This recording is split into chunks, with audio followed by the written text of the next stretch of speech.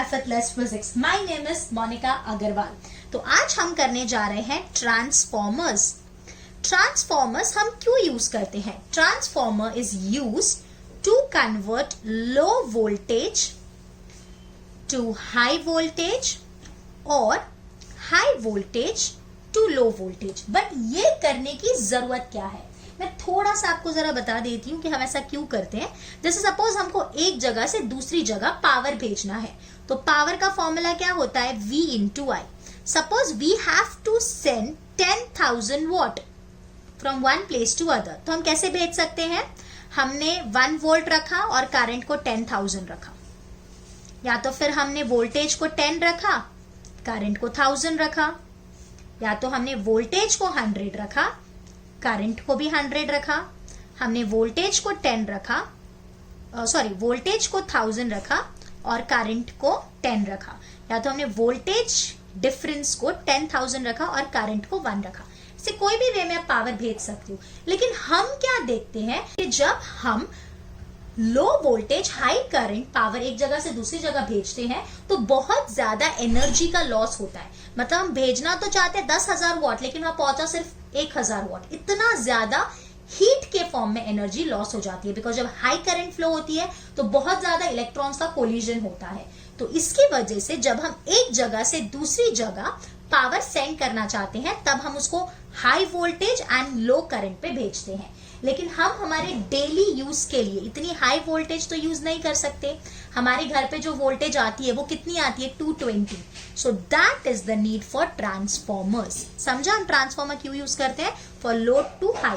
अगर हमको एक जगह से दूसरी जगह भेजना होता है तो लो टू हाई कन्वर्ट करना होगा, और अगर हमको हमारे घर में यूज करना है तो वापस हाई टू लो करना होगा।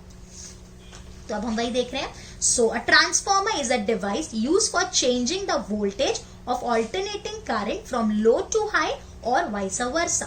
और एक ही चीज ये AC पे वर्क करता है। हाँ, it works on the principle of mutual induction. Mutual induction आपने अभी जस्ट पढ़ा है। क्या होता है कि अगर एक कॉइल में फ्लक्स चेंज होता है तो वो दूसरे कॉइल के साथ लिंक होता है और दूसरे कॉइल में भी EMF इंड्यूस होता है। So it consists of two coils, primary and secondary coil, insulated from each other, wound on a soft iron core। ऐसा दिख रहा है, ये एक सॉफ्ट आयरन कोर है।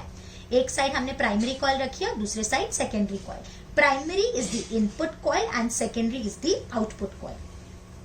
When an AC voltage is applied to the primary coil, the current through the coil changes, causing similar changes in the magnetic flux through the core। यानी यहाँ पे अगर हम करंट चेंज करेंगे तो flux में change आएगा, फ्लक्स में चेंज आएगा तो पूरे कोर में चेंज आएगा, पूरे कोर में चेंज आएगा तो वो जो फ्लक्स है वो दोनों के साथ लिंक है। As the flux is linked with both the coil, EMF is induced in each coil। तो दोनों में EMF induce होगा। Here NP is the number of turns in the primary coil and NS be the number of turns in the secondary coil। मान लो एक coil के साथ, single coil के साथ जो फ्लक्स लिंक होता है उसको हम फाई बोलते हैं। तो इसमें कितना फ्लक्स लिंक होगा? NP into 5, right? So the total flux in primary should be NP into 5, और यहाँ पे the total flux link in the secondary should be NS into 5। So let phi be the magnetic flux link per turn at any instant t। NP and NS be the number of turns in the primary and the secondary coil। तो यहाँ पे क्या लिखा है? The magnetic flux link with the primary is phi p, which is NP into 5, and the flux link with the secondary is phi s, which is NS into 5।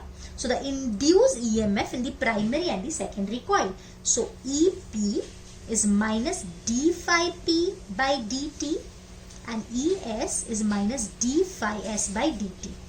यही तो हमने पढ़ा है हमारे सेकेंड लॉ, ठीक है? तो EP phi p क्या है? NP phi। तो हमने NP को बाहर ले लिया, ये माइनस तो रहेगा ही, ये हो गया d phi by dt। Similarly ES में माइनस NS बाहर आ गया, d phi by dt। अभी अगर हम दोनों को डिवाइड कर दें, सो ES by EP will be NS by NP। ये जो NS by NP है, ये याद रखना, ये MCQ में पूछ सकते हैं। इसको हम बोलते हैं ट्रांसफॉर्मर रेशियो। इसको क्या बोलते हैं? NS by NP। NS by NP is the transformer ratio. अभी अगर हम एक आइडियल ट्रांसफॉर्मर की बात करें, हालांकि ये ऐसा केस नहीं होता, आइडियल ट्रांसफॉर्मर्स नहीं होते, तो अगर आइडियल ट्रांसफॉर्मर की बात करेंगे तो जो हमारा इनपुट पावर होगा वो बिल्कुल आउटपुट पावर के बराबर होगा. Input power will be equals to output power. तो हम लिख सकते हैं पावर का फॉर्मूला होता है E into I. So EP IP, this is the input side, is equals to ES IS. तो यहां से हमको मिला EP by ES is IS by IP. मतलब EMF और करंट का रिलेशन कैसा आया? इनवर्स. और यहाँ पे EMF और N का रिलेशन, नंबर ऑफ टर्न्स का रिलेशन कैसा आया? Direct. So EP by ES is IS by IP is equals to NS by NP. तो याद रखेंगे EN is directly proportional and EI is inversely proportional. अब अगर हमको low voltage to high voltage convert करना है तो उसको हम बोलते हैं स्टेप अप ट्रांसफॉर्मर. अप कर रहे हैं ना, so this is from low to high. ये आपको डिफरेंस के लिए पूछा जा सकता है. तो स्टेप अप क्या करता है? लो टू हाई करता है. लो टू हाई इसमें क्या होगा? ES will be greater than EP, so NS will be greater than NP. तो number of turns in the secondary should be greater. यही सब आपको डिफरेंस में पॉइंट लिखना है. And IP will be greater than IS, and the current in the primary is greater than current in the secondary. दूसरा होता है step down transformer. नाम से ही समझ में आ रहा है, down means high to low करेंगे. Here EP is greater than ES and P is greater than NS, मतलब सेकेंडरी के टर्न्स कम होने चाहिए. And IS is greater than IP. तो यही आपको डिफरेंस में पॉइंट्स बना के लिखना है. I hope this is clear. Okay students, thank you.